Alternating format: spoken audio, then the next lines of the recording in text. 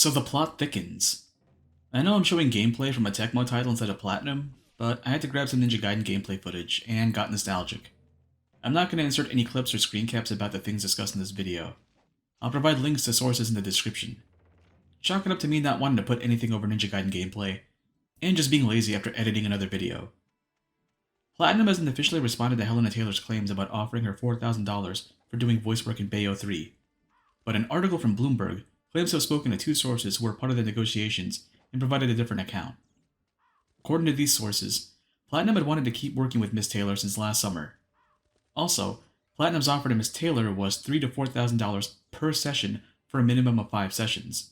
This meant that, instead of being paid only $4,000 for recording lines for the entire game, Miss Taylor would have gotten at least $15,000 for the entire gig, and that's not counting coming back in and doing pickup lines or additional takes.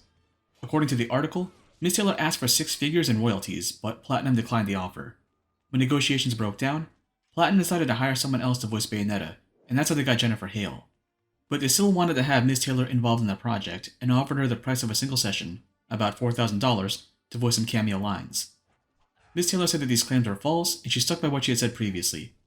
She had also said that Platinum's initial offer was $10,000, which she found too low.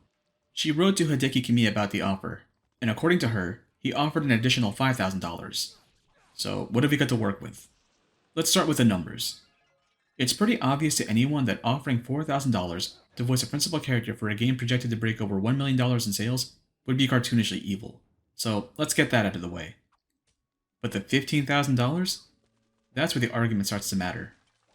I've seen people bring up the SAG-AFTRA table that shows how much union members are expected to earn based on the type of job. According to people who can read the charts, $15,000 is well within reasonable standards for the job. Some people even say it's generous. But there's also a greater discussion about how voice actors are woefully underpaid in general. A VA spoke out and said that they got more paid doing work for an indie project than working on Breath of the Wild because the indie team actually gave that VA royalties. So is $15,000 too low for pay? Critical talked about it in his streams and made a good point. There's room to discuss voice actor pay, but this was not the way to go about it. You can criticize the entire game industry about how it conducts business with talent, but I don't think Platinum should be the sacrificial cow for this argument, and here's why. 1. Despite people calling them out for opening a second branch to focus on live service game development, Platinum isn't that big of a company.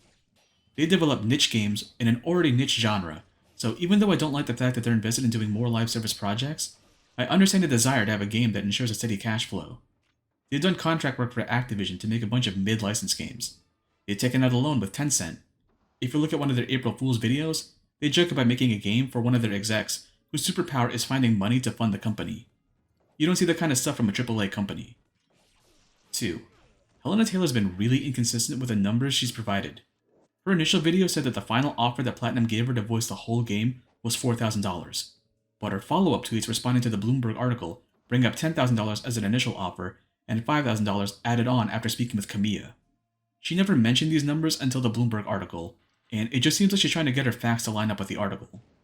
3. Even when the story had just broken out, the one thing that kept me from trusting Hellena Taylor wholeheartedly was the timing of the videos.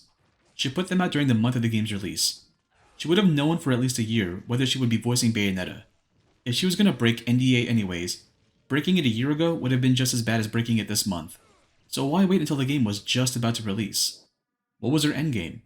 Did she want to stop production of the game so that she had a better foothold when negotiating her price with Platinum? The timing was what made me hold out and wait until the rest of the story developed. 4. The journalist who wrote the Bloomberg article is notorious in his own right. He's known for covering the rough development for Cyberpunk 2077, and his writings are focused on workers' rights in the industry. But he's also associated with some shady business himself. Normally, I'd be skeptical seeing an article with him in the byline, but other journalists have spoken out and supported the sources in the article. That's good enough for me to trust the article. 5. Hideki Kamiya got a lot of backlash over his behavior when responding to these claims. He's notorious for being dismissive to anyone who doesn't speak Japanese and blocks everything under the sun. Although I think he should have held off from responding until Platinum's legal team told him what to say, I was grossed out seeing how quickly and voraciously most of Twitter became when his account deactivated. I don't think Kamiya's behavior should be excused, but I'm really concerned with how easy it is to exploit an emotional response out of a crowd and motivate them to attack individual people online. And if you disagree with me over Kamiya's treatment, consider that this negative attention also found its way to Jennifer Hale, who had no say in the negotiations and picked up a job that was offered to her. That's why this kind of mob mentality is so scary to me. Even if everyone had the best intentions, there's always collateral damage. Bayonetta 3 is releasing on October 28. Hopefully my copy will arrive that day. I don't think this update on events will change how I plan to cover the game. I'll talk about the gameplay, say whether it's worth playing, but I'll still leave it up to you to determine whether Bayo 3 is worth buying.